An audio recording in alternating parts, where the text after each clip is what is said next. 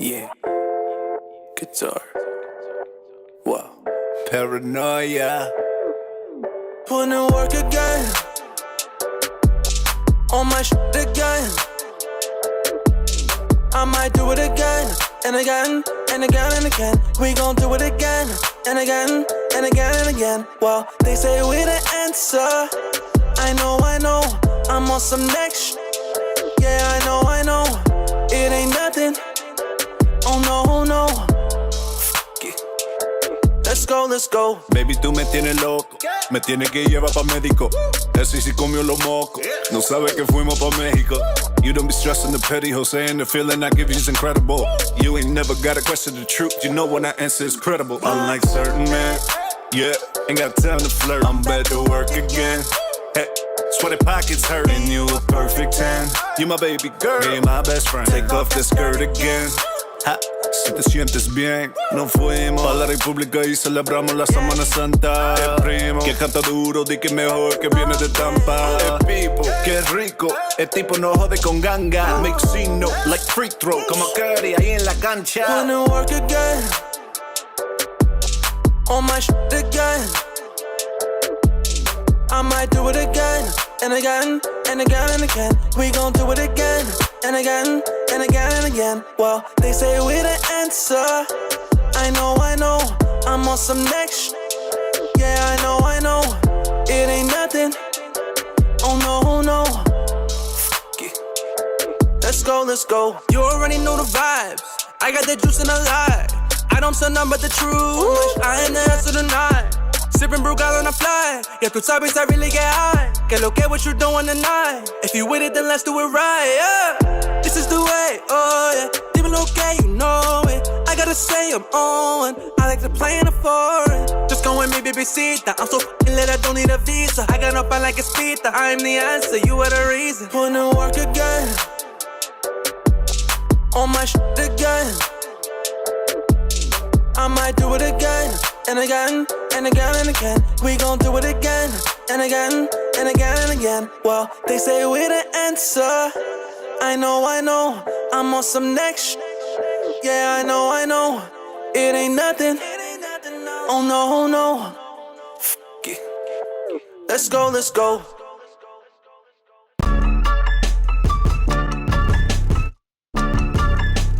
Year. It's another Tuesday night. Blackmarket.tv. Share, like, subscribe, all that. What's up, Solo? Yo, what's poppin', Tuesday fam? I appreciate y'all here on a Tuesday, but I forgot it was Tuesday. I'm not gonna lie, I'm gonna keep all the way 100. So I am glad that I have such an amazing co-host that can remind me hours prior so that I could come on here and bless y'all with my beauty, my statements, my messages, and my antics. I appreciate you guys to the fullest extent. I appreciate you when you talk bad about me. I appreciate you when you have your opinions about me. And I sure will be appreciating you when you tell me things that are going to make me feel amazing. So please feel free to jump in the comments. Stop what you're doing. Stop feeding your dog. Stop paying attention to your spouse and your kids. Let the house burn down. Turn your laptop up and holla at your boys because we is in the building. It is spirit of that. It's part 2, Vince Serrano. You know what I'm saying? Vince is in the building. He was here 2 weeks ago. He was here 2 weeks ago. And my man was 100 pounds more than what he is now. 2 weeks later, he dropped a video. He 100 pounds less speaking Spanish. You see, if he could do it, I could do it. You got this. You got this, Solo. You got this. You got this. Youngest in the Yacht Club, Vince Serrano. Yo, drop their weight. That's all that water works, B. That water do it to you. I heard that water cardio is a lot better than. I see you, son. I'm not the youngest, but you know what I mean. I'm about to be the, the in the yacht club, the in. You know what I mean? Yeah, that's what we want. We faces. We there, Square from Delaware. Shout out to H. That's how you feeling today, huh? I'm here, bro. I'm in rare form. I forgot it was Tuesday and all that. So y'all about to get all this smoke, son. Yeah, you're getting the Monday energy. Monday energy on 1,000. Tuesday, I'm already faded out, son. I'm done. Oh man, I'm just saying. You know what happened to us? You know what's been happening to us the last 2 months, bro? We've been getting calls from jail, bro. Like that. Shout out to them. Listen, They I don't for that put it past nothing, bro. Shout out to Juan. Sometimes I was scrolling on TikTok and I see your man's is live from Cell 45, son. They go live in there, son. They don't play, son. They got their Cash App up and all that. So I don't put it past if they calling in, B. Let them call in, son. Let them breathe. They need that session to breathe out before they smack somebody and get another 45 to 100 days, B. They're trying to be on the show. They're trying to be on the show. So here's the problem, though. They're calling like at like random like times at night. You know, like at like 5 o'clock, 6 o'clock, like on a random day. Just shorties, fam. But like, bro, you got to call on Tuesdays between 8 and 9 if you really want me to pick up. You know they can't just call on a scheduled time, fam. You know they got to call when the CO ain't looking or that favorite CO's in a building, son. You can't just, you know what I'm saying? Hey, listen. For some reason, it's not playing on the board, but check this out. I'm going to play it. They leave messages and all that stuff? Hang up.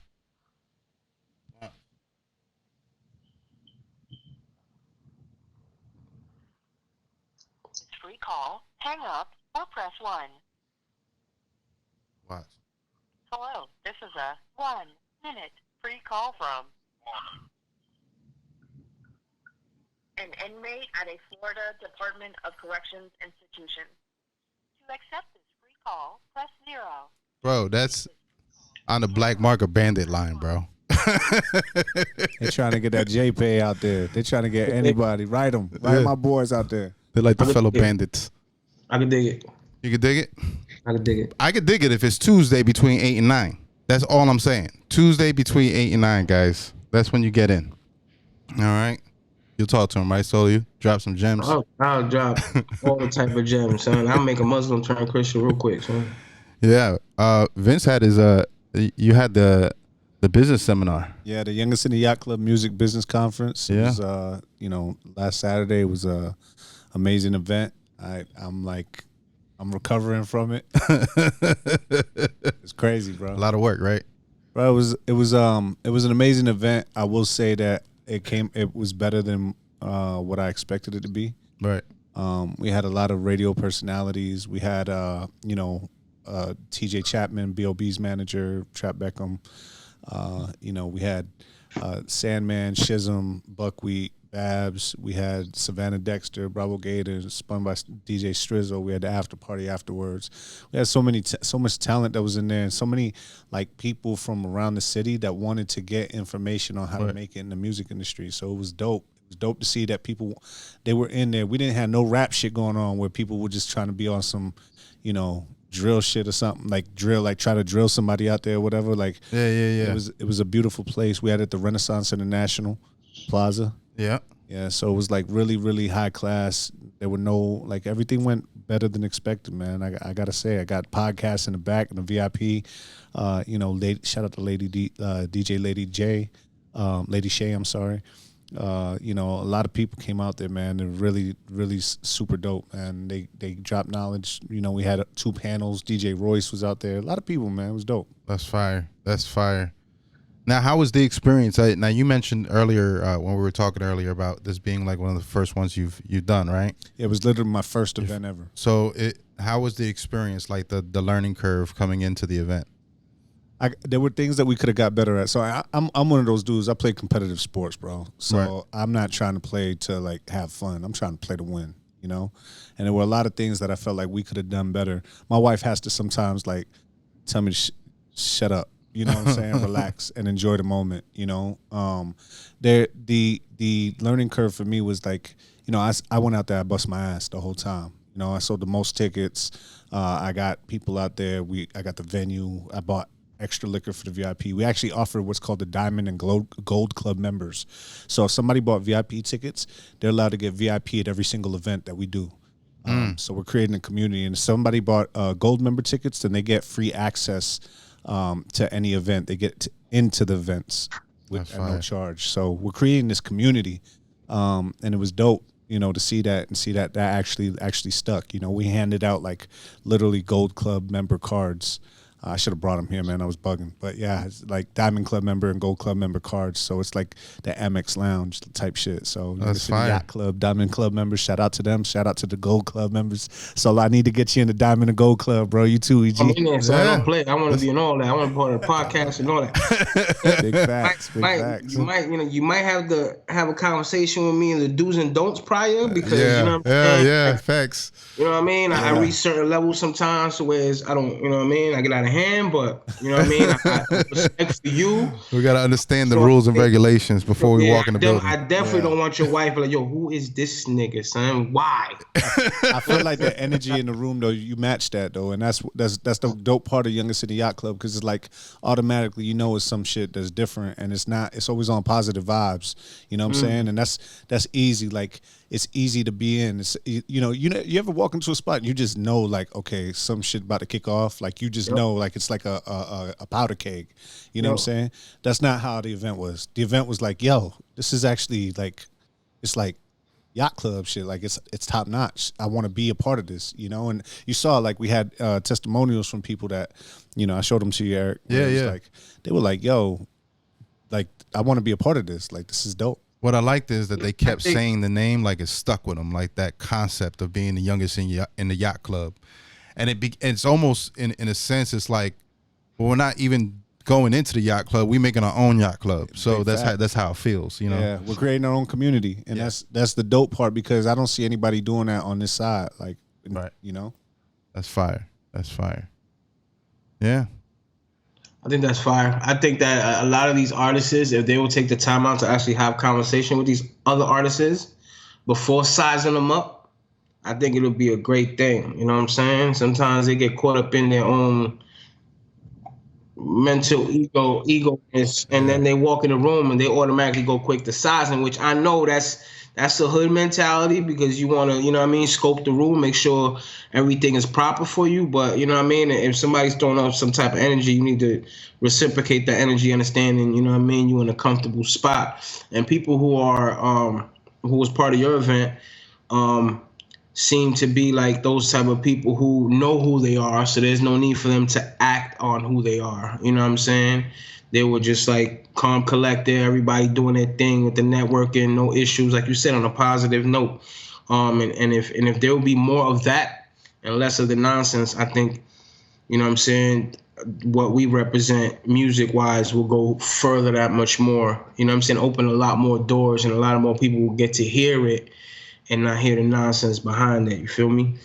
Yeah, we wanted to make sure, because it did turn out to be like more hip hop, but we had a country artist there. Her name was Savannah Dexter, and she's blowing up right now. She's like a country music rap artist, and Mako Music and Bravo Gator. They're real dope. And I wanted more of that. I wanted more like rock star guitar, people, just music. We wanted to make it a music conference, not just a hip hop. You know what I'm saying? Hip hop conference, or Tampa fashion show type shit. Like, we wanted to create it where it was like, all the way up there. Now, how are the artists as far as exchanging their music?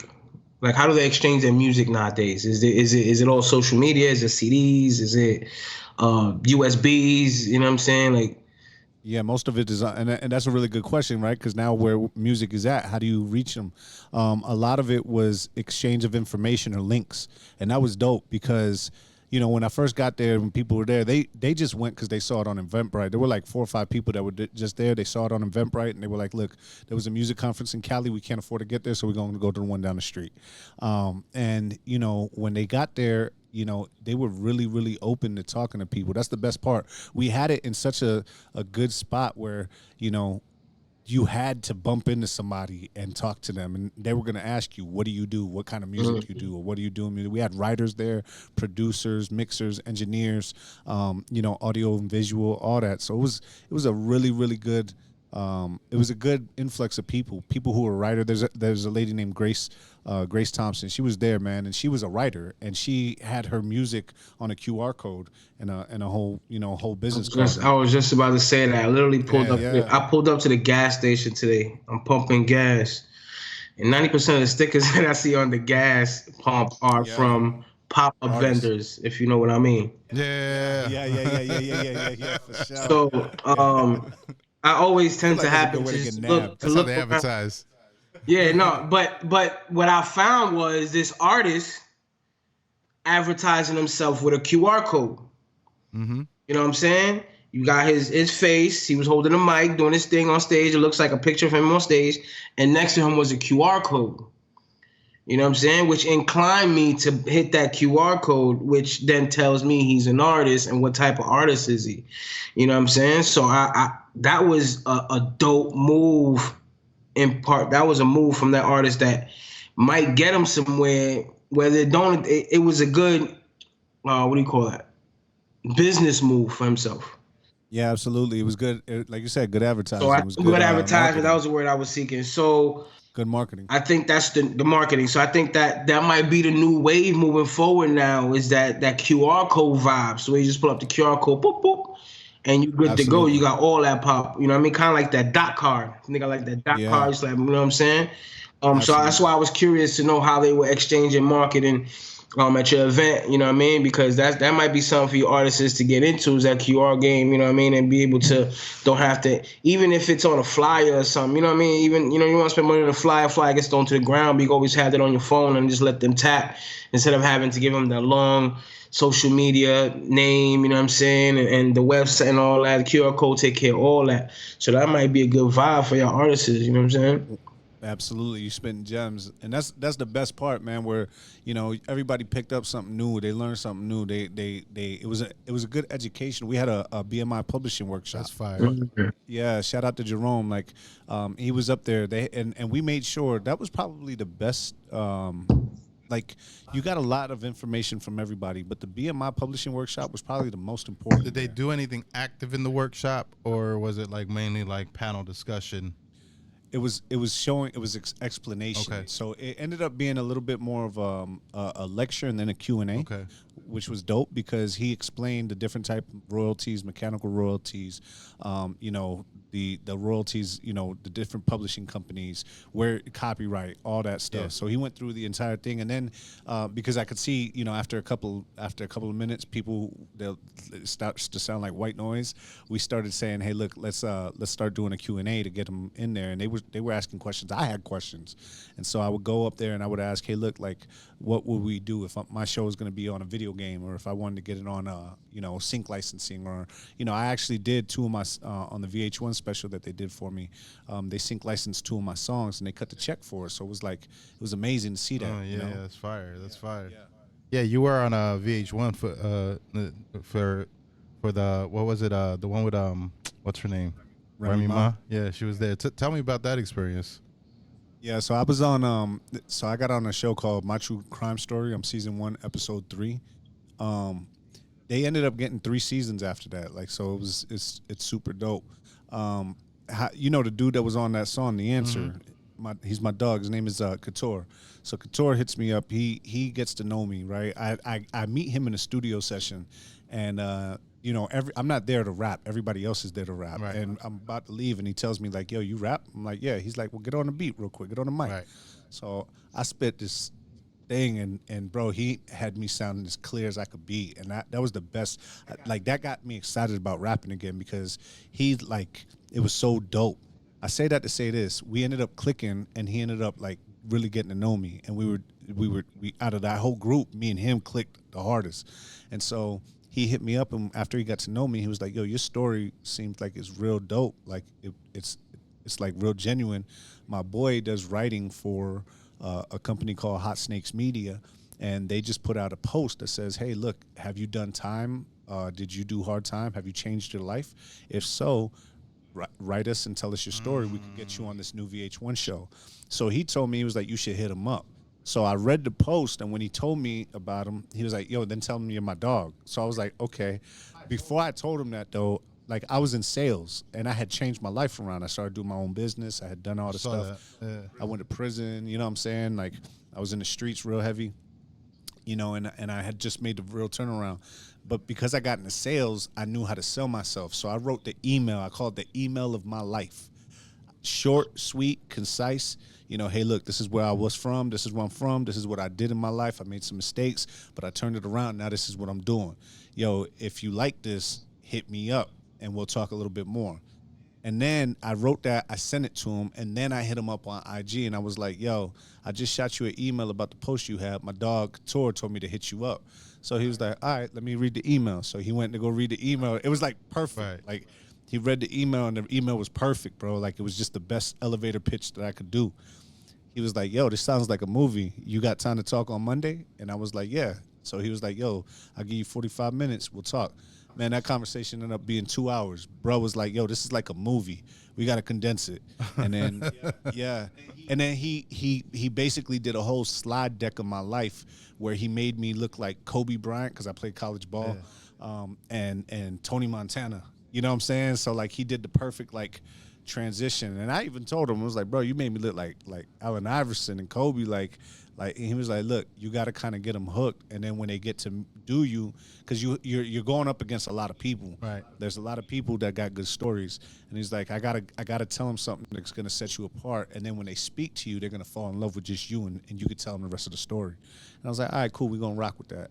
And then they got me on like what we're doing, like a video cast. And, you know, I was able to just tell my story. Literally, I was like, yo, you know, my name is Vince Serrano. You know, I'm from Tampa, Florida, and, you know, realistically, I appreciate the opportunity, because I probably shouldn't even be talking to you today. You know, I'm lucky to even be alive. And I just told them my story, and they were like, yo, this is dope. And so we had to film twice. We filmed one time during COVID. And then I had lost weight, so they wanted me to show more emotion, because I was just like, yeah, you know, we was out there, we was trapping, rapping. Yeah, you gotta have more, you know? more projection. Yeah. So Viacom and VH1, MTV, BET, they're all owned by Viacom, and they cater to women. Okay. You know, so they wanted to get more women on my episodes, so that women could relate, and I had somebody on there that actually helped me actually get out of the situation that I was in. But they wanted me to talk more about my kids and get emotional on there, and you know, that was a tough situation. So they started asking me some key talks about my kids that got me to cry and stuff. So it was like, yeah, it was wild. That was crazy. Yeah.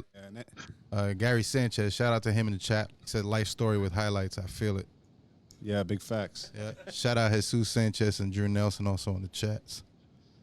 But yeah, bro, I saw the story. I saw the VH1 show. I saw it with Raymar. It was dope. I hadn't known the whole story, but when I saw it, I was like, okay, so you know, makes sense, you know. And then I know you did some when you said you turned it around. You were doing weren't you doing like the solar panel? Yeah. So you know, after that whole situation, I needed to get out of the streets. Yeah. You know, I just beat I didn't beat them. They just let me go, because like it was a good, if you watch this thing, like the phone was on the whole time, and then my girlfriend at the time kind of like stood on the phone and told them that she was going to put this conversation was recorded. She was going to put it on CNN about how they racially profiled me and everything. So they because they went. You want to know what's crazy, bro? It was a Latino that pulled me over. It was a white guy and a Latino. And the Latino came and thing was like, yo, I want to search your car. Like, damn, he didn't even tell me who his badge was, like nothing. You know, it was a Mexican dude in Arizona. And I feel bad. I was like, search my car for what? He was like, for immigrants, right? Like smuggling people, or for drugs. And didn't even tell me that he was Border Patrol. They didn't have nothing. So long story short, man, they were like, they let me go because the person stood on the phone an hour and 35 minutes. When they found the phone last, they called it back, and she told them that she heard everything. She was going to put it on CNN, and they let me go. But they took all the work. And then the next day, she left me. And then like I was supposed to move to Cali. I had put all my eggs in one basket to kind of double up because I was supposed to move to Cali. And then I lost it all. And so I was homeless, no girl, no money, and like I had just lost my money and some of my boys' money. So I had to go back to my boy and ask, like, yo, you know, I lost your bread. I had to sell my car to give him his bread. And I was like, I ain't running. I need a place to stay. So I stood on his couch for like 3 weeks, 4 weeks. And I realized, dog, like, I was in Walmart, man, and people were like, yo, when you back online, bro, the streets need you. Like, you know what I'm saying? You beat them. And I was like, I just, in that moment, I was like, yo, y'all don't even know what I went through. Like, y'all asking me to hop back off the porch to get in these streets. I wasn't in the porch. Yeah. Like, you know what I'm saying? Like, what's wrong with you? Like, y'all don't even know what I went through to go be a crash dummy again. You know? And so I was like, yo, the only way that I can't even be in a Walmart checkout line, that's not happening. So I was like, yo, I got to get out of here. So I moved to New York. I slept in my brother's crib. Like, there were 6 people living in a 1-bedroom apartment, slept on the floor. Then then I got tired of that. I slept in the office at the solar company, and they really saw something in me, and they were like, yo, if you follow me, I'll teach you how to do this. And then the first year, man, like, yeah, I struggled for 8 months. I didn't make not $1 for 8 months. I was back on child support. Like, I was back paid. My license was going to get suspended. I'm sleeping in the office, taking showers at the gym. But I really wanted it, man. I saw what these dudes' checks was looking like, and I was like, yo, if they could do it, I could do it. And long story short, man, the last 4 months, man, I'm making $100K. Yeah. Yeah, Crazy. I ended up really taking. Yeah, it was a life-changing experience for me because it was the first time I made real legal money at a high level. Right. And so I was like, fuck this shit. Like, I could do this. Like, fuck everything else. I can get on my feet. The first year I had to get back on my feet, fix my credit, do all that stuff. And then I started really making some good money. My name started ringing bells. And, it was like the streets to me. Yeah. You I felt was like you hustling. adapted? Yeah, absolutely. I literally took the same principles, like the same. It's crazy because if you take the same energy that you put into something negative and you take that same energy and you put it into something positive, it's the same exact result. Right. You know what I'm saying? Yeah, that's facts. Message. My bad. Yeah, that's a message right there, bro. It's big fact. It is the same. It's the same exact result. It's just it's different spectrums. Yeah, it's like, and not just that. Like, so now I don't have to worry about the jack boys. I don't have to worry about the police. I don't have to worry about the hoes. I don't have to worry about the chapeadoras. Like, now I still got to worry about the chappies, but I don't have to worry about them, like, robbing me. You know what I'm saying? Because I'm not even hanging around those kind of people. That's where Youngest in the Yacht Club came. I was working for the owner of Bob's Discount Furniture. I started moving up, man. Like, the largest residential solar company I was working for, and I was the 3rd employee on the East Coast. Remember, it took me 8 months, so I saw people passing me up, managers, everybody, and I started feeling like yeah, I got to do something because these people are out here killing it, and I'm still in the same spot. What do I got to do? And it's really just changing my mindset. And when that happened, bro, I ended up jumping. I got awards, all types of stuff. They recognized me. Yo, bro, when they went public, I was there at the NASDAQ with them ringing the bell. Me, felon, you know what I'm saying? Nonviolent first-time offender, felon for drugs, trafficker, in the Salesforce building of Sunrun, behind the CEO when they went public. I'm in the pictures. Like, I'm in their picture. In the picture, Solo. Yeah, them going public. Like, I'm in it. I don't even know how to dress right. Like, you know what was a profile is? Was that a lot of pressure? Yeah, I mean, it wasn't because I knew I wasn't supposed to be, bro, I was supposed to be in jail, man. These people caught me with 25 pounds. Right. You know what I'm saying? They caught me. If it wasn't for a guardian angel, I would say, staying on that phone, bro, I wouldn't even be talking to you to this day. That happened in it's funny. It's crazy. That happened May 29th, 2014. Oh, wow. When they pulled me over. Wow. It was that weekend. Wow. 9 years. 9 years, bro. And so, like, to go from that, I'd still be in jail right now. Yeah. So I'm lucky to even be here right now. That's facts. So that's crazy. Right, Solo? it's crazy because I didn't even think about it until now. But it's every memorial because it's so my life, I done turned it around, and I don't even remember. I like to suppress memories. Yeah, no, I hear that. So, and it's such different trajectories, right? Like just one decision of yours, one decision of somebody else's that has nothing to do with your decision can change the complete trajectory of a life. Big facts. That's pretty fire. Yeah, it put me on the path. You want to know what really changed it though? What's that? So I was in the back of the squad car and they had the handcuffs on me, and I was going in, and the only thing I could think about was like, hey, it's gonna take an act of God to get me out of this shit. You know what I'm saying? I'm in Arizona. Like, this is like, I saw the DMX documentary when he was in jail. They make him wear pink and shit. You know what I'm saying? They got like tent city. And I'm out there like in the back of the squad car, and when the guy came in, like I was like, yo, when am I gonna go through count? Like, cause they try to get me to snitch on myself and try to get me to snitch on everybody. And I'm like, yo, look, I already done this before. Just LeBron was playing San Antonio at the time. I'm like, yo, bro, when you going? I'd already been in the prison once, so I knew the drill. I just need to get to the TV.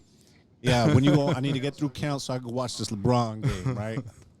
So the dude was like, yo, they started changing it up. They let me drink Gatorade. They put the handcuffs on in front of me. I was like, okay, they try to get me to really talk. They don't even know who they're dealing with. I'm gonna wear this one. I was thinking about my kids, my grandmother, like how she, I wasn't gonna be able to be there for my kids. Eesh. How my grandmother's gonna be dead. There was gonna be no girl, obviously. Like, it was gonna be crazy. And then, dog, like, they came in and they undid my handcuffs. And so when I go to put them behind, they're like, nah, we're gonna let you go, bro. We're gonna take the work, but we're gonna let you go. He was like, the cop was like, yo, what you could do is you could go back to Tampa, sell this car, get another one, come back, we'll play this game again. And bro, I had been locked up for 3 years, 24/7 around police. Like, in that moment, like, I realized, dog, like, they have unlimited resources and they only have to be right once. Yeah. I have limited resources and I got to be right 100% of the time. Yeah. All you got to do is be wrong once. I can't compete. Yeah. It's a losing game. Yeah, and that's really what told me, like, yo, I gotta do something different. Yeah. Well, apparently you did, Mr. Youngest in the Yacht Club. Yes, sir. What was that? And while you were, there was a 60 Minutes rap that you did. I saw that. It was on Locked Up, actually. Locked Up, was it? The show Locked Up Santa Rosa. Yeah. 60 Minutes. You keep correcting it. Yeah, that's right. Yeah. It was, so I did that while I was, it's funny because we talk about BMI music rights and shit. And while I was in there, they made me sign my rights away to that song. They forced me to sign my rights away. They literally had me in handcuffs in front of the CEO with the lady. Oh, and I was man. Like, she's like, yo, so we're going to have you, it's illegal for you to make money off of your music in Florida while you're in prison. Like, while you're in there, you can't make money off of it. So you're going to have to sign these rights away. I'm like, no. I get paid if this gets on TV, right? And the guard was like, do you want to be on TV or not? I'll put you back in the cell. And I'm like, all right, man, what else? So, yeah, Locked Up, it was a show called Locked Up. They go into the worst prisons. I was in the worst prison because I fought a police officer while I was in prison. They locked me up.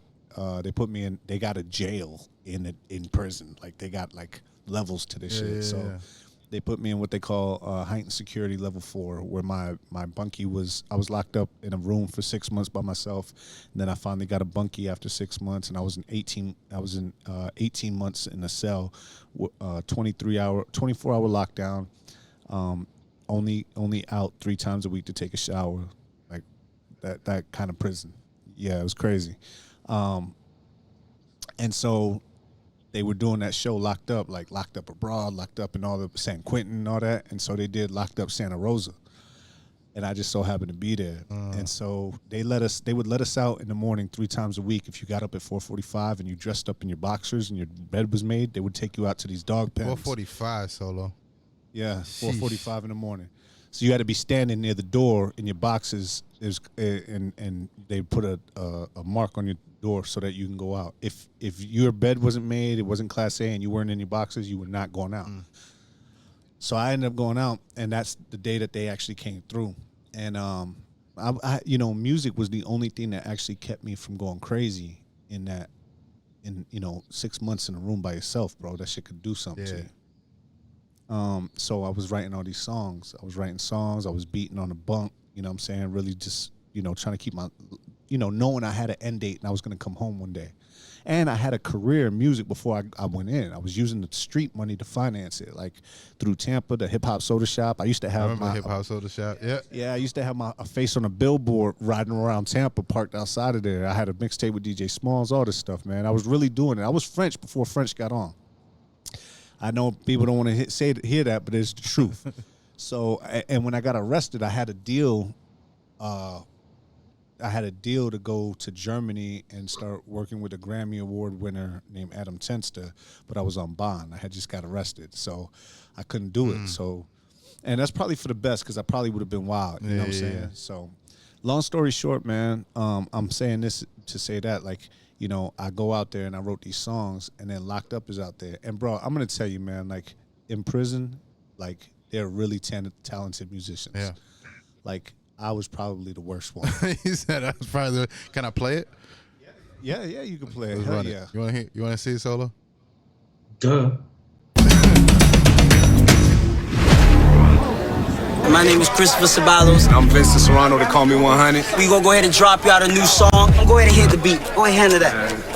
If I had 100 grand, Lord, that's all I need for one good chance. If I don't blow, then I'll be damned. If I had 100 grand, Lord, I might go off the deep end and go blow it all this weekend.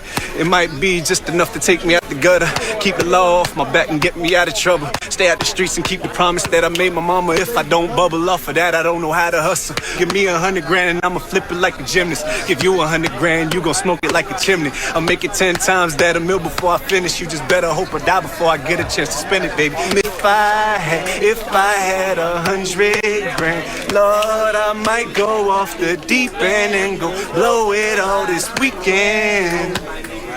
Light school, baby. TRN. Light school, TRN, baby. Don't worry, y'all know. Appreciate that. Yeah, dog. Yo, they will do a whole video, bro. Yeah. A whole video in there. It's crazy because That was you, son?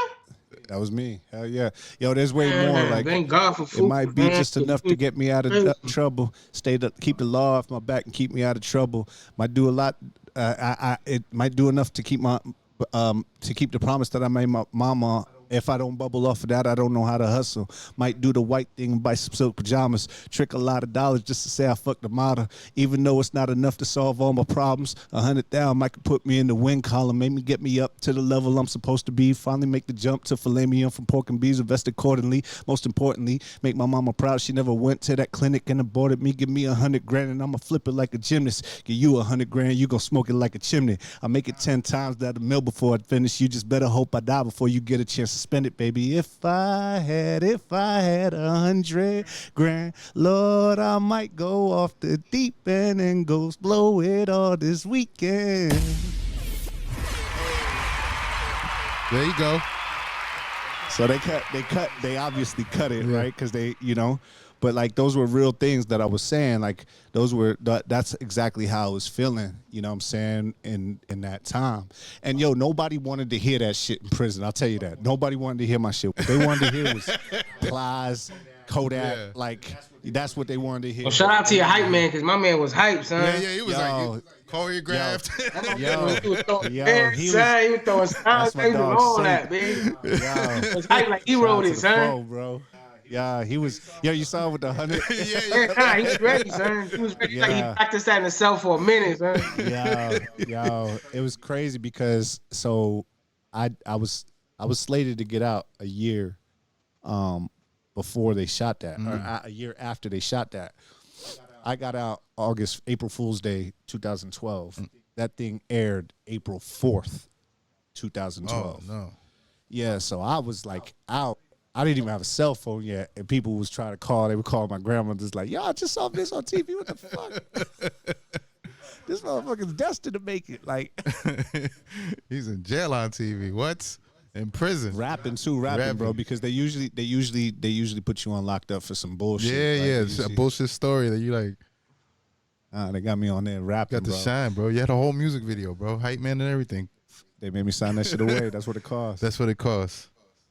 Fuck it though. Like, yo, you see how you put that out there? Like, yo, these are times and and the worst. I mean, those were the worst times in my life, bro. Like, you saw what I was in. I was in a fucking dog pen. Like, they put dog kennels in that shit. Yeah. But the only thing that I could think of, like, I wasn't trying to do no crazy shit. I was just trying to rap. And that's what I've been doing. Like, so when people ask, like, yo, how long you been rapping for? My whole life. You know what I'm saying? Like, I've been entertaining for my whole life. Like, ever since I did a rap.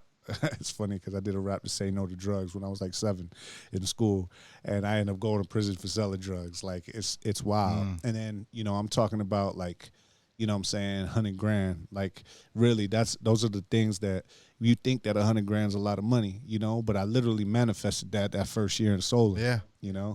It's crazy how you know what I'm saying? So it's like, yeah. And when I was rapping about the streets and about, like, those things, I manifested that shit too. So it's like your messaging, the programming that you out there really talking about. Like, that's why Youngest in the Yacht Club is important to me, because it's not just, it's not just like, oh yeah, I got money, yeah, this is what it is. It's more like, yo, manifestation, teaching the young people how to get it. Like, it's something that's cool. We the new faces, people like us getting into these places that you wouldn't normally see us in and being accepted. Right. Yeah. Because I got to sit down with a lot of people, man, like the owner of Bob's Discount Furniture. Like, my name started ringing bells in the solar industry. And his son-in-law married, his name is Mickey Toro. You can look him up. His daughter's named Pia Rosenberg. The owner of Bob's Discount Furniture, his name was Gene Rosenberg. He died 2 years ago. But I got to sit down. His son owned a solar company, and we were putting solar in the back. Like, basically, I got promoted to a whole region, and I was teaching the whole region how to do solar. And so my name started ringing bells. Like, it was ringing bells in the streets. It started ringing bells in the industry. And he dropped a bag to get me to go work for his company. Yeah. And one of the things that really got me to leave Sunrun, which was the largest residential solar company, was the fact that I got to work directly with a billionaire. So I got to sit down with this dude who owned Bob's Discount Furniture and sold it to Kane's Furniture for $996 million. Yeah. Like, I went to their house. They lived on Summit Terrace. I mean, it was literally, I didn't even know where their mountains were in Connecticut. There was a mountain. Like, the guy lives on a mountain. His house, like, his cars had a house. Like, his garage, like, was the size of, no lie, if you go to Crunch on Hillsborough, and, like, that area, he had that gym in his house. Crazy. It was that big. And so, obviously, when I went there, I got to get a one-on-one seat with them after I worked, and I started making them people. I made these people $20 million. I taught enough people to make these people $20 million, bro. Yeah. Like, a big deal. Me multiplying myself and teaching these people generated $20 million in revenue for this company. So I got to sit down with this dude, and you dream of sitting down with these people, right? So what I'm listening to them, they're talking, and they tell me, like, yo, Vince, you really remind us of ourselves. Bro, these Jewish people are telling me that I remind them of them. Like, I just came out of prison. Like, how the fuck? He wasn't with me shooting in the gym, bro. Right. So, after I listen to them and I'm thin, they're like, so do you have anything to ask? So yeah, I'm like, yeah. So what's the plans to the Death Star? What stocks do I got to invest in? What's the secret cheat codes? What's the Grand Theft Auto codes to get the unlimited ammo, unlimited money? Yeah. And they were ready for me, and they told me, they were like, both of them looked at each other, man, and they were like, you want me to tell them? You want to tell them? So Gene Rosenberg was like, I'll tell you. I'm gonna tell you the first one, Mickey will tell you the second one. Like, they're about to give me the code, and I'm like, all right, cool. What's that? Stay disciplined and avoid distractions. Now, bro, they got chefs that are bringing lobster bisque to me, right? I'm trying to ask for the cheat codes. I need the stocks to invest in to run it up, and you tell me to stay disciplined and avoid distractions, bro. Yeah. I'm feeling like a Hebrew slave right now. Like, I don't want to hear that. I just generated, you know what I'm saying, $20 million for your company. And the first thing you tell me, stay disciplined, avoid distractions. Like, yeah, I don't need your motivational speech. This felt like you told me to go back to work. Yeah, exactly. You know what I'm saying? Yeah, like I'm about to go Or build if this you're company. distracted with that again. lobster biz, fam, I ain't gonna stunt. Yo. So, Solo, this is the thing, right? So I'm like, all right, man. So they're like, yo, Vince, thank you, da da da, blah blah blah. I leave. I'm a little upset.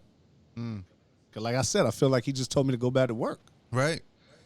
So I'm driving down Summit Terrace in my little in that car right there, like you see it. I'm driving down that Summit Terrace, and my manager calls me, and he's because I had a manager above me, and he was like, "Yo, did you just meet down with Mickey and Gene?" I was like, "Yeah." He's like, "Wow, what happened?" I was like, "Well, they ain't giving up the cheat codes, I tell you that. They ain't trying to give out the information to make it." He's like, "What are you talking about, bro? They just said that they were so impressed with you. They said that they were like they see you going, you know what I'm saying, like taking this company to the next level. Like, yo, what did you tell them?" Yeah. And I was like, I didn't get it. I wasn't there yet. You didn't make the connect in your head. Yeah. And sometimes, bro, you don't know. Like, you could tell me something, and I may not get it 3 hours from now, maybe not get it 3 days, maybe not even 3 years. Right. But then when it clicks, when I have my own business, and I started realizing what that meant, stay disciplined, Avoid and distractions. avoid distractions. Yeah. That was the best piece of advice, because there's so many things when you get money that are going to come your way. I mean, you don't even know. There's so many problems that you don't even know, and there's levels to it, right? There's so many problems that you don't even know about that are coming your way that you can't even see. You can't even understand that it's going to be that way. You don't even know that that's actually even an issue. But when they come, you need to stay down, stay disciplined, and then avoid the bullshit that's going to be coming to try to take you away, like job offers sometimes. Yeah. Women, the fuck shit that your friends was doing. You know what I'm saying? An investment opportunity. Yeah. Like, and it's crazy because that really did change my life. Once I had my own business and I started saying, okay, I need to be focused on this, that's what really took me to the next level. I feel that. Youngest in the Yacht Club. Youngest in the Yacht Club. What you think, Solo? You soaking it in? Most definitely. Definitely. You gotta soak in things like this. You know what I'm saying? It don't matter if the person next to you is older or younger. When that gem's hit, that gem's hit. You know what I'm saying? Solo. So That's facts. that's just what it is. Sometimes you got some knuckleheads on here that just don't make no sense. But sometimes you got some people out here that actually make sense, and it makes me sit and think and analyze things furthermore as I'm going through these changes in my life now that I can apply to it. You know what I'm saying? I feel it. Appreciate that, bro. Because a lot of people, they're not ready for the messaging too. I wasn't. Right. Now there's definitely a redemption story there when it comes to your personal self and, obviously your contribution to society. Now, talk to me as a father, like, because I did see that there was like a point there that you struggled with, right? Going through those things. You had a child going through these things, times in jail, and then coming back from that. Tell me that journey. Yeah, well, so I still struggle with it, So my oldest, anytime you get locked up, number one, I found out that my co-defendant, which was my son's mom at the time, we weren't even fully together. Like, I never ride with work, and I wanted just to bring her down to Miami because my grandmother was having open heart surgery, and I felt like, I'm gonna take her with me. On the way back, somebody called me, and that's when I got to work because it was at a price that I couldn't stop. I couldn't turn down.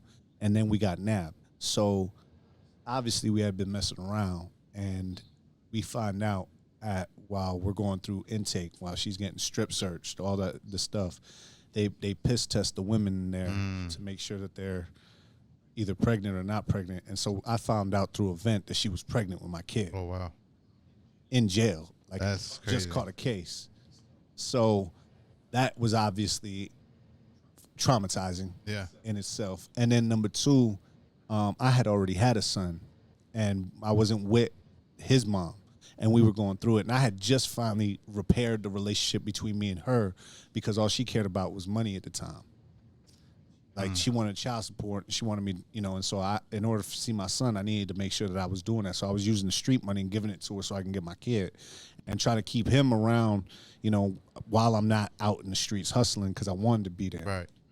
Long story short, I get jammed up. I got to take the plea because, you know, I'm not going to let her do a day in jail. Right. And then I do 3 years to the face because I won't cooperate.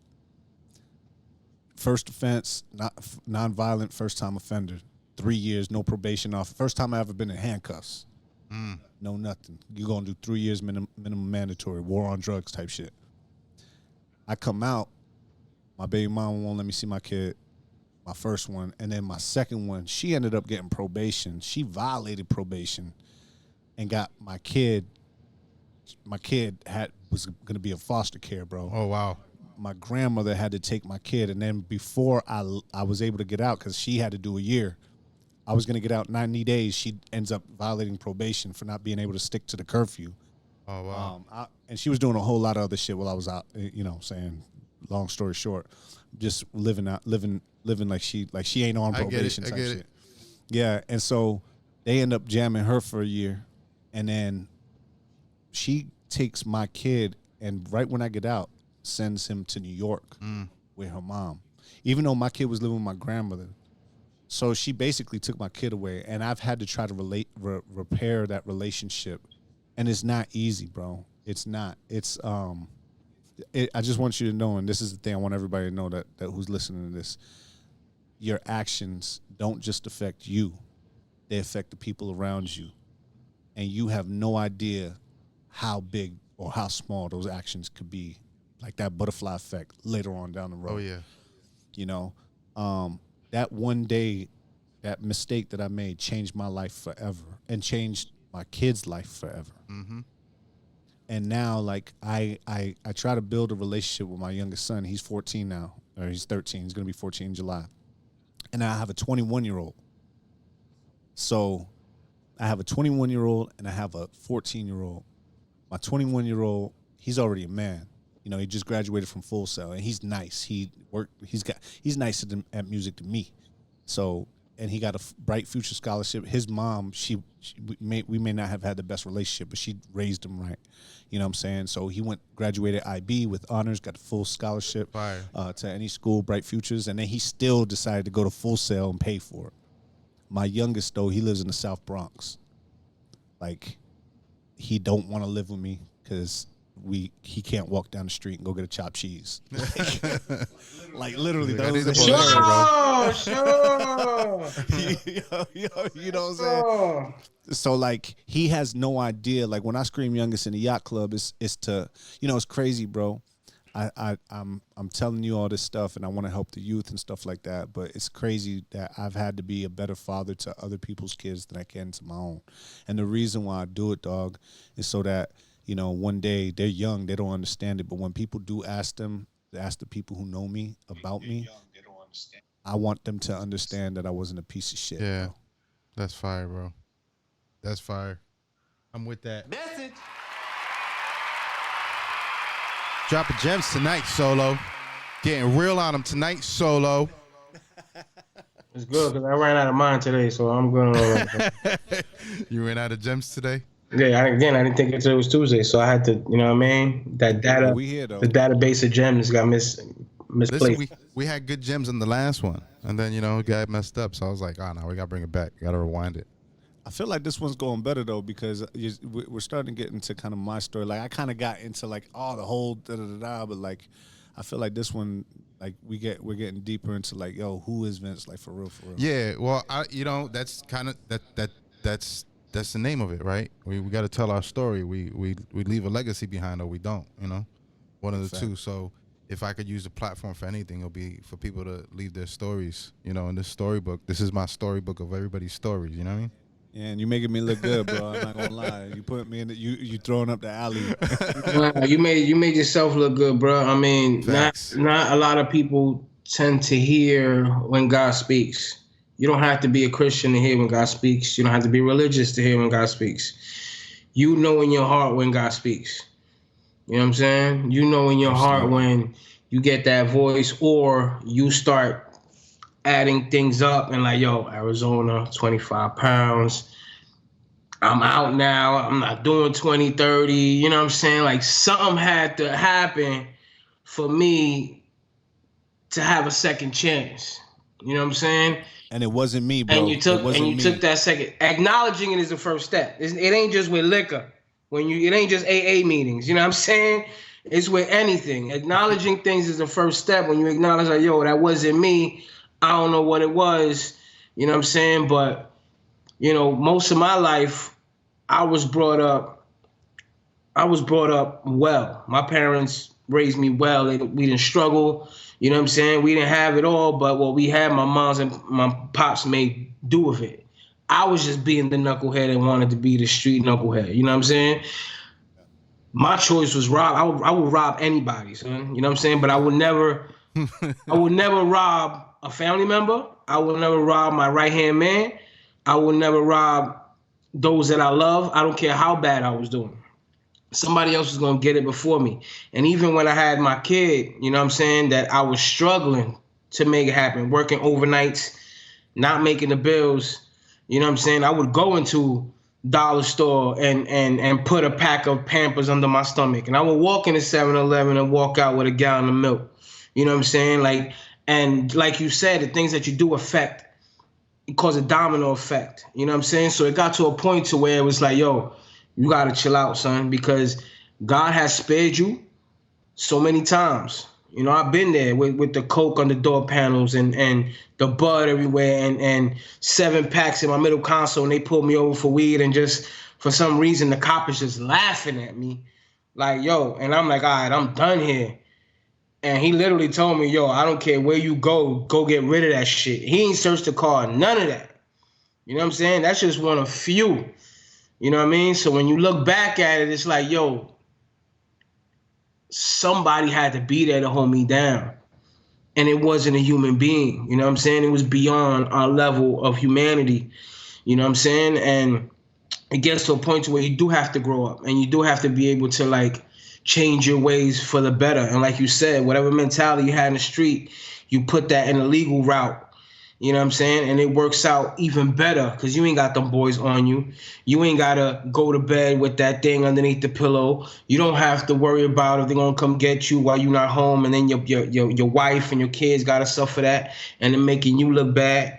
You know what I'm saying? I think that God used your talent to display so you can see yourself and beat up like, all right, you know what I mean? Because not everybody gets a chance at that MSNBC doc. Not everybody gets a chance at that VH1 doc.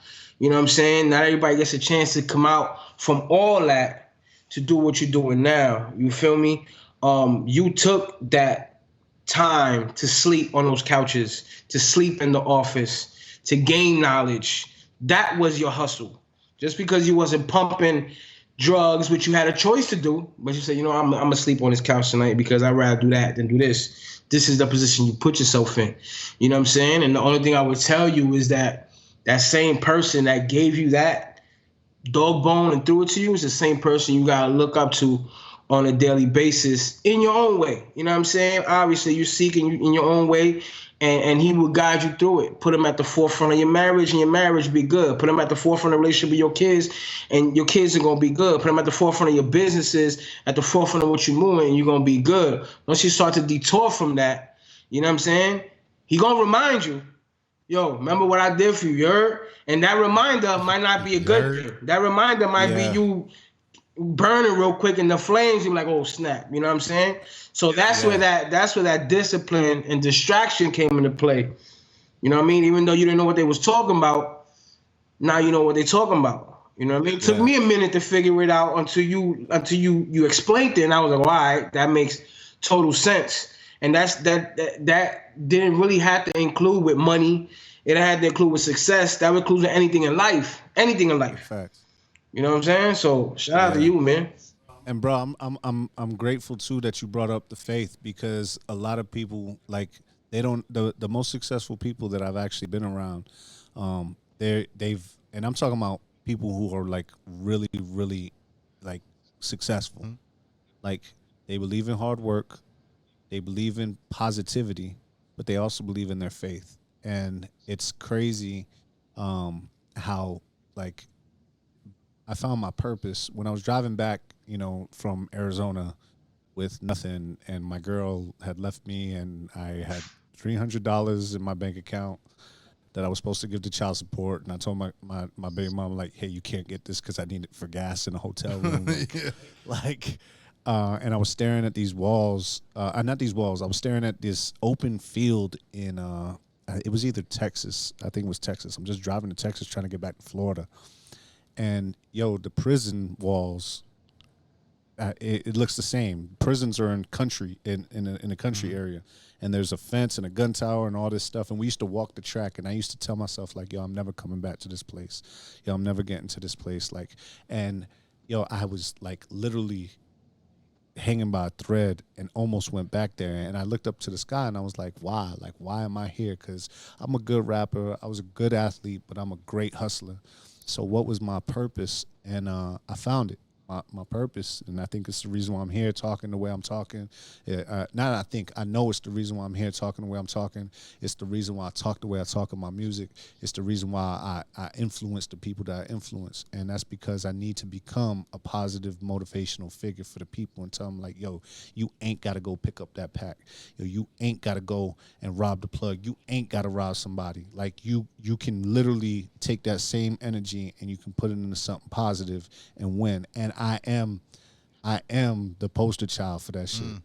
And it's not because of me. It's because God gave me the opportunity to do that. So I appreciate you, Solo, on even talking about that, because I do put them in. Nah, I mean, because it's real. Because people need to understand, like, especially these knucklehead Christians and religious people that don't understand that God uses people that don't necessarily follow Christianity or follow religion, or like, I could tell you some stories about some people who don't even believe in God, and God still makes moves through them to get to those he needs to get to.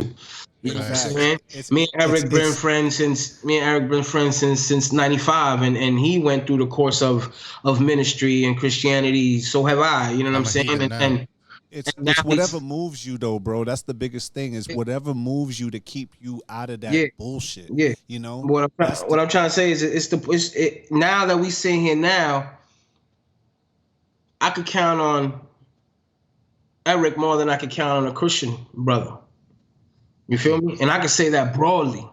Because they so caught up in their ways that they're not understanding the humanity of things and how life really works. I can sit and have a conversation with Eric all day, and he could spit game to me that as a Christian, I might not want to hear, but it's something that I do need to hear, because it's something that I need to look into, and it's something that I need to understand.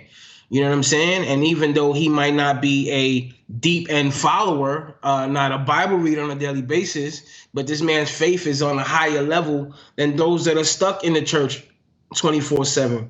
This man take care of his kids better than those worrying about the pulpit than what their kids doing on social media. This man provides more for his family and himself than what a pastor could do. You feel me? You know what I mean? So it's not really about religion. It's about faith and a personal relationship and how you understand him understand you. You know what I'm saying? And he guides you through wherever he wants to guide you through. If you feel like he wants to tell you, yo, straighten up, then you straighten up. You know what I mean? That's how a personal relationship with God works. You know what I'm saying? If you're a Muslim and you believe then that's what it is. If you're whatever the case may be, then that's what it is. You know what I'm saying? Everybody got their own beliefs, their own momentum, and how they move. But faith is the key. Faith is the key in having into where you trying to go. You feel me? Yeah, absolutely. Bro. Faith in you too, Solo. You gave me fuzzies, bro. Yo, get out of here. It's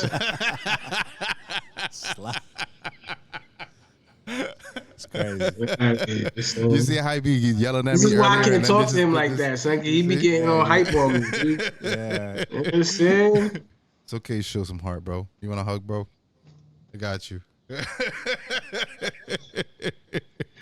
So you got another event coming up, bro? Yeah, August 5th. So I invited an artist to our music business conference. His name is Cloud Kent. Cloud Kent is, he hit me up. I invited him like 3 weeks before the conference. He hit me up the day before. Was like, yo, I'm on a social media cleanse.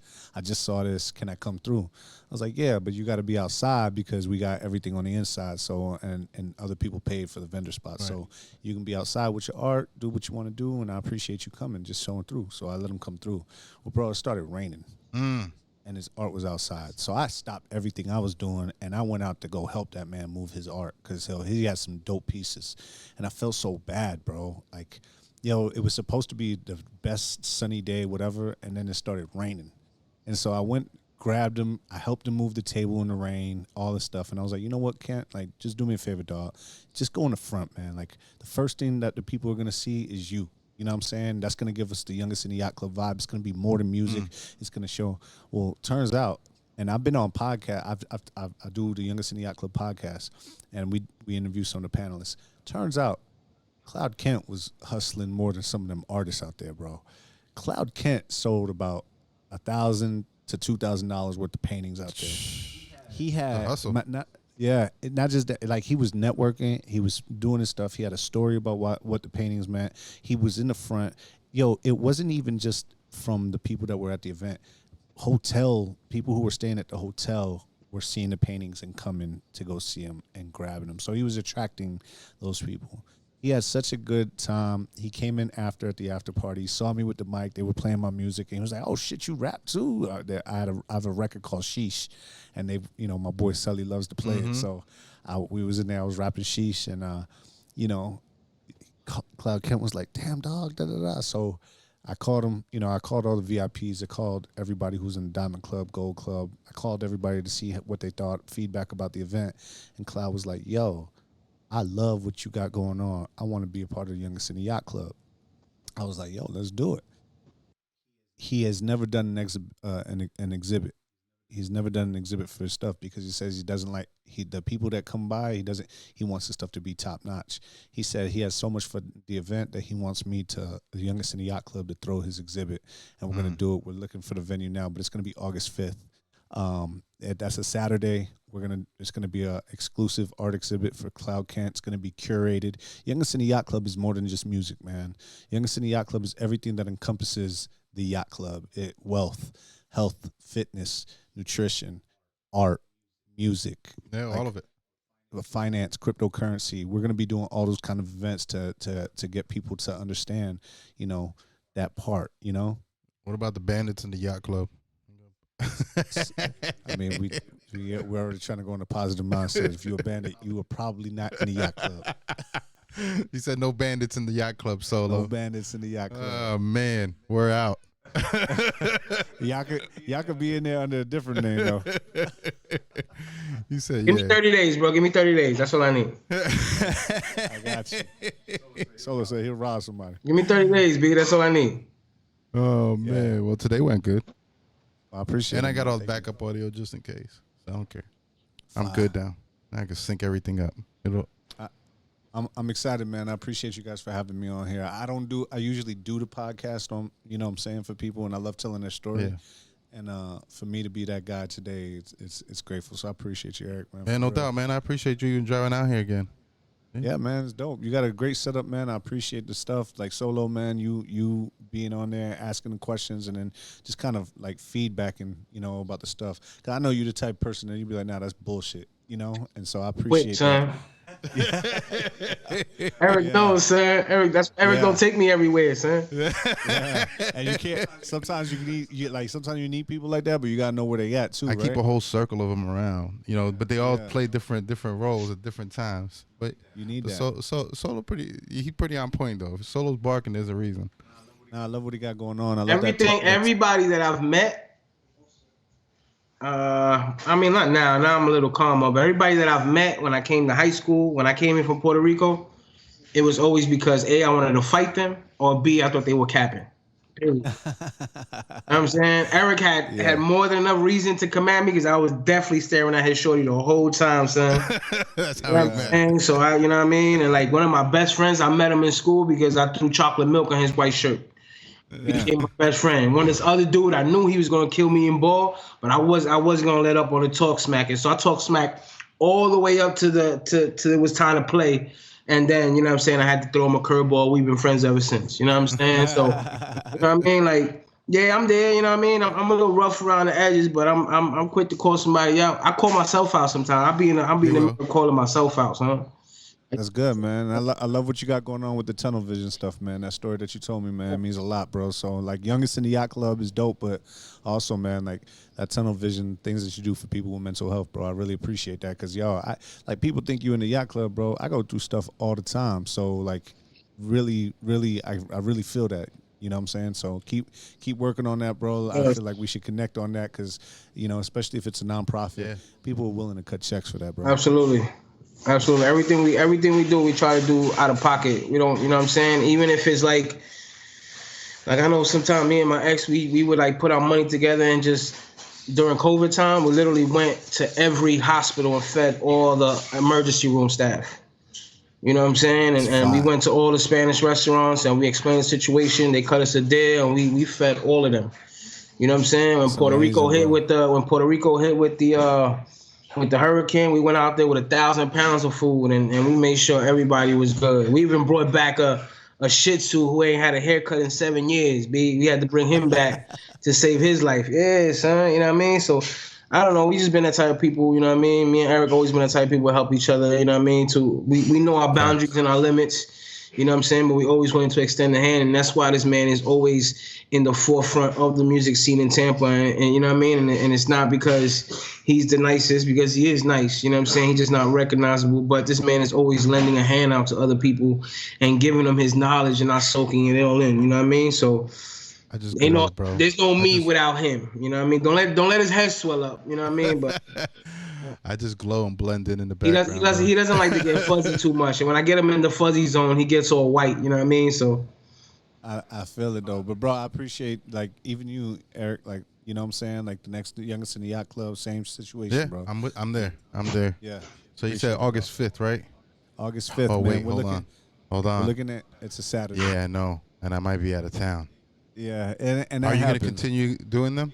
Yeah. So that like I said, the we're gonna first one I'm available for. I'm there. Yeah, no worries, man. But the biggest thing is, like I said, Youngest in the Yacht Club encompasses so many things. A lot of people think that we just wanted to dive in with music, but we want to do sports and entertainment, arts, health and wealth, fitness. Like we're gonna be doing different events, like you know, because it's all part of the Yacht Club. It's all part of, you know, that wealth, you know, and we want to give information and really get our people, like people who look like us, the info. Yeah, you know, that's facts. I like that. Any shout outs?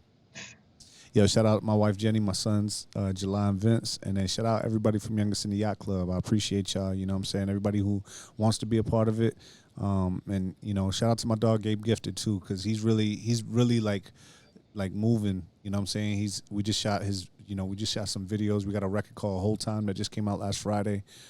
Everybody who's out there, Youngest in the Yacht Club, the music conference, they spinning the records. So go check out Whole Time by Vince Serrano and Gabe Gifted. I got a record called Duro coming out. It's going to be a Spanglish record that's coming out in a couple weeks. And then, you know, the summer's ours right now. I hear that. I am Vince Serrano. Y'all go follow him. Go give him a like. All the way. Go play his reels. All the way. Check out his podcast. Youngest in the Yacht Club. Go be the youngest in the Yacht Club. Yes, sir. Be part of it. Not the dumbest, the youngest. The youngest. The youngest. The youngest. Yeah, shout out Jay, Drew, Justin, and Gary on the chat today. They were chatterboxing. Man. Appreciate y'all. Hopefully, I ain't get in trouble by messing with us. You know what I mean? But if you did, it ain't my fault. All right, homie. We out. Bless. Stay up. One. Yo, y'all see what's going on the East? Shout out to Javid All-Star. It's real bubbly right now. YP, a.k.a. Young It's Kingdom Time. Big guillotine. Let's go. Born covered in the blood, Yeshua the Father. Just a kid speaking tongues with no Dalai Lama. While they eating off the flesh like they Jeffrey Dahmer, I'm eating at the Lord's table like it's Benihana. He prepared it in from my enemy. I'm trying to learn the word in Greek like it's a spelling bee. Playing in the field, that flag came with a penalty. I only break bread with the ones I wanna remember me in memory of Christ. I think that they forget, or maybe they can't see. I hope it helps when I spit. Man, we could see trees, those burning bushes were lit so high we could hear God without taking a hit. They were too stoned, but you know the commandments and why I'm bitten apples on the back of all the tablets. I had to check myself because I had some extra baggage. God made me an all-star, Deborah made me charity. I'm coming through a storm with the squall, my brothers lit. Where they rob with ski masks and the gats got rubber grips. Snapshot of my past, these gutter pits in my hood, flooded with kings and bloods, but some was crips. Now we got the truth and we preach it to ya. I beat the boofer right there where they scrapping and creep with Lucer and beef with Rugers. For the gang I was bold like Machiavelli. We was scrapping heavy in the trap ready where we would stash machetes. Now we got Jesus and think eternal, the one who gives the captive the freedom from the infernal. Bars turn to captures, my rapping can be a journal with horrific scenes turn into lyrics when being verbal. Broken in the spirit, you hear me? It got me stopping, got me locked in, got me rocking for guilty sinners like Johnny Cochran. In the spirit, there's war, like guns, you know we popping, flow be knocking, bringing that New York feeling I'm like something Obi you never Toppin. seen before. I'm really out of this earth. I could go and jump in the sky and then catch a meteor. For meteors, the difference between beef and war. Anointing oil, you want a squeegee, wipe the curses off a Ouija board. The Lord forgave me for my brute ways. Dog, I was lost, wanted to shoot strays. When I opened that Bible, I turned a new page. When I was lukewarm, I asked the Lord for strength. Then he turned me to Luke Cage. I was a master sinner since I came from the sewer. Used to being around them shells like Master Splinter. Man, I wish you would try me. Get a master splinter, master liver. Demons running, becoming the fastest sprinter. I thank God that his hands is bigger than my problems. I used to solve them. Glass of liquor, nasty stripper. Now I fast with scriptures and walk in so much authority. I'm in the Florida Everglades. Now who is it you think dinner. you're talking to? I made moves and paid dues. Look up, who is that? King Jesus, believe he coming back. My heart and arteries carry his hemoglobins. Be cautious approaching you, sparring with gritty theologians. It's facts. Still hood, but on the ride of being sanctified. I kinda caught a vibe with this instrumental and nasty nines. New York state of mind needs to be realigned and balanced. For it crashes, hope and see Jehovah and don't turn to ashes. My intent is for these rappers to repent. A Boogie to Cardi B, Ice Spice or 50 Cent. Who with me to win them? Name one thing impossible to God. The laborers are few, cause not too many wanna do the job. I get it, some of these Christians just ain't trying to be committed. They rather serve to a limit and scream amen if they feel it. It's time to separate the wheat from the tear. The ones that fear God from those that's living in fear. Who ready for real? Levanta tu machete, send Satan a message. Tell them be facing the exit. We not the saints to be messed with.